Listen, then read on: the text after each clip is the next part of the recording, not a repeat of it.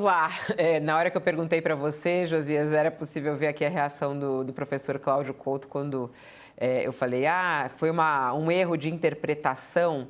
Não foi um erro de interpretação, né, professor Cláudio Couto? O senhor já fazia assim com a cabeça. Não. A Polícia Federal ficou muito, muito incomodada com que a versão inicial do DERIT, depois a segunda versão, ontem quando a gente ouvia aqui o Andrei Rodrigues, já tinha a segunda versão e ele dizia não atende ainda. Isso vai prejudicar o combate ao crime organizado. E essa terceira versão, professor, ela resolve? Ela ajuda? O que o senhor achou dela? Olha, Fabiola, primeiro, claro, não foi erro de interpretação coisa nenhuma, né? O secretário da Henrique, ele mentiu quando disse que houve um equívoco na interpretação. Não houve equívoco nenhum. Ele escreveu isso lá. Não foi nenhuma coisa, digamos, ele está falando, se atrapalhou com as palavras. Não, ele pôs por escrito. E não bastasse pôr por escrito uma vez, pôs duas. Além do que, por que que ele foi nomeado relator? Ele era secretário de Segurança de São Paulo, precisou ser exonerado aqui, pegar um avião, ir para Brasília, reassumir a cadeira de deputado, que ele não ocupava desde aí do começo do seu mandato, para poder relatar um projeto de lei sob a alegação de que ele é um especialista no assunto. Ou seja, se ele é um especialista no assunto, não dá para dizer que ele não sabia o que estava fazendo quando quis condicionar a ação da Polícia Federal à autorização de governador. Então imagina se a Polícia Federal for investigar o governador. Pergunta para ele: posso aí investigar você? Tá ok? Pode ir? Ah, pode? Então conto com a sua cooperação. Isso não tem cabimento, isso chega a ser pueril. Mas é claro que não é pueril. Isso foi feito de caso pensado. Isso foi feito para justamente impedir que a Polícia Federal atue no combate ao crime organizado. Qual é a intenção de um secretário de Segurança Pública que deseja, na realidade, prejudicar a investigação sobre o crime organizado? Porque foi isso que ele tentou fazer. Tentou subordinar. Veja só que maluco. A proposta do SUSP, né, aquela proposta de integrar a segurança pública, de criar todo um sistema de cooperação, que foi rechaçada pelos governadores da ultradireita, Ronaldo Caiado à frente, mas não só ele, eles fizeram esse rechaço sob a alegação de que haveria uma interferência do governo federal nos estados, violando as competências estaduais, ou seja, violando a autonomia dos estados para cuidar da segurança. O que era mentira também. Também era mentira. Não violava nada, era criar uma rede de cooperação. Mas o que o Derrite propôs agora, ele que age em nome de um desses governadores de ultradireita, no caso o Tarcísio de Freitas, é exatamente fazer o contrário disso, é subordinar o governo federal ao governo estadual na área de segurança. Se for investigar, se a Polícia Federal for investigar, ela é obrigada a primeiro a pedir autorização ou, no mínimo, informar o governo estadual, avisando, tô indo aí investigar você, hein, fica sabendo.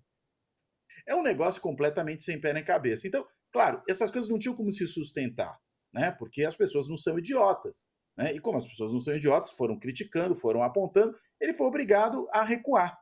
Né? Malandro demais, né? Esperto demais, quando a esperteza cresce, vira bicho, come o dono. Foi isso que me parece que aconteceu aí. E aí, consequentemente, apresentou, na realidade, a sua mudança em relação ao projeto do governo já desidratada daquelas maluquices que ele queria introduzir. Pode ser um avanço? Até pode.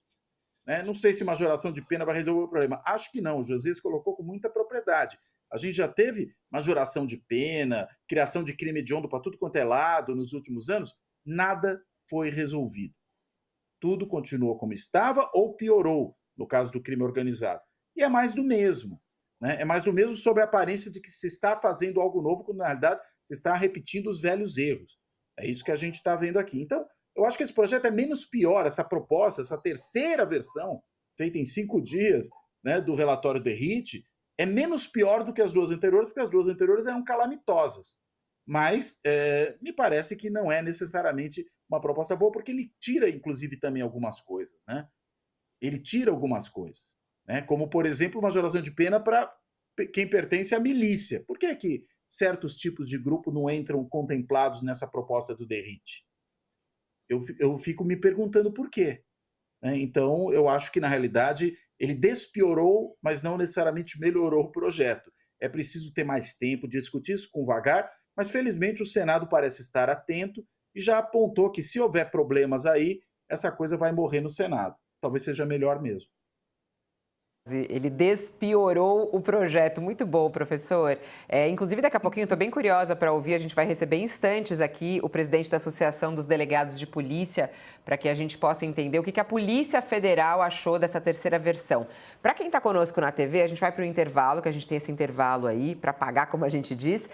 Mas a gente segue pelo YouTube, aí, aqui com a despedida do professor Cláudio Couto e com a chegada do presidente da Associação dos Delegados. Professor, antes de eu dar tchau, eu quero só abrir a coluna da nossa colega aqui, Amanda Klein, apresentadora do Mercado Aberto, que conversou com o governador de São Paulo, Tarcísio de Freitas. E acho interessante porque a gente está falando bastante sobre o uso político de tudo isso, o perigo também, né, no calor da história, a gente fazer transformações em leis. E aí o que diz aqui o governador de São Paulo? Não se trata de buscar uma vitória política, falando sobre a possibilidade da aprovação hoje do projeto do DERIT. Né? O país ganhará com o consenso. A visão deve ser de Estado.